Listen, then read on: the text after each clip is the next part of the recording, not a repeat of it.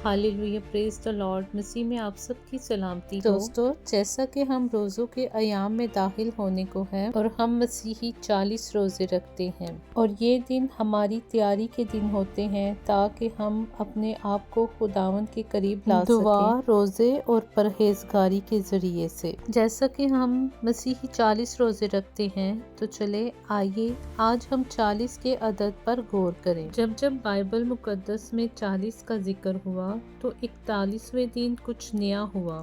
इब्रानी में 40 का अदद मीम पानी बहना या आना के हरूफ से लिखा जाता है।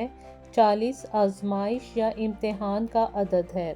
40 दिन तक ज़मीन पर तूफान रहा। पैदाइश 7 बाब 17 आयत में हम देखते हैं कि नूह के दौर में 40 दिन तूफान रहा और उसके बाद 41वें दिन खुदा ने दुनिया को दोबारा बरकत दी। बनी इसराइल 40 साल तक बियाबान में आजमाए जाते रहे। गिनती 14 बाब 33 आयत, नहमिया 9 बाब 21 आयत में हम देखते हैं कि बनी इसराइल ने बियाबान में 40 बरस तक खुदा की नाफरमानी की, तो भी खुदा ने उनकी परवरिश की और 40 बरस तक ना उनके कपड़े पुराने हुए और ना वो किसी चीज़ के मोहताज हुए। मूसा के पहाड़ पर 40 दिन। हरूज 24 बाब 18 आयत में हम देखते हैं कि मूसा 40 दिन रात पहाड़ पर खुदावंद की हजूरी में रहा, तो खुदावंद ने उसको बनी इसराइल के लिए 10 अहकाम बख्शे। सुनहरी बछड़े के बाद मूसा के पहाड़ पर 40 दिन। इस्तिशना उसका 9 बाब 18 तक 25 आयत में हम देखते हैं कि जब मूसा 40 दिन रात खुदावंद की हजूरी में रहा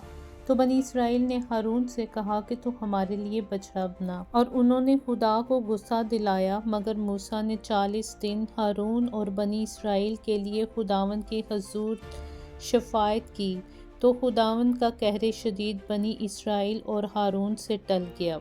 12 जासूसों के 40 दिन। गिनती 13 बाब 25 आयत में हम देखते हैं कि 12 जासूस 40 दिन के बाद हैरो आफिद से उस मुल्क का हाल दरियाफ्त करके लौटे और बताया कि वहाँ की जरखेज ज़मीन कैसी है। हुरैब के पहाड़ पर एलिया के 40 दिन। पहला सलातीन उसका 19 बाब और 8 आयत में हम देखते हैं कि जब एलिया इजबल से डर कर भागा तो वो खुदा से अपने लिए मौत मांगने लगा और खुदा ने अपने फरिश्ते के ज़रिए से उसके लिए खाना भेजा, जिसको खाने के बाद उसने ऐसी कुव्वत पाई कि वो 40 दिन रात चलकर खुदावंद के पहाड़ हुरिक तक गया। नैनवा में मुनादी के 40 दिन। यूना 3 बाब 4 आयत में हम देखते हैं कि जब यूना नबी नैनवा शहर में दाखिल हुआ और मुनादी की कि नैनवा 40 दिन के बाद बर्बाद हो जाएगा, तो वहाँ के लोगों ने तौबा की और खुदा ने उनकी तौबा को कबूल किया और अपने कहरे शदीद से बाज आया। जाती जोलियत 40 दिन तक इसराइल को जंग के लिए ललकारता रहा। पहला सैमुएल 17 बाब 16 आयत में हम देखते हैं कि 40 दिन तक जोलियत बनी इसराइल को ललकारता रहा, लेकिन 41वें दिन खुदा के सूरमा दाऊद ने वार से जोलियत को ख़त्म कर दिया।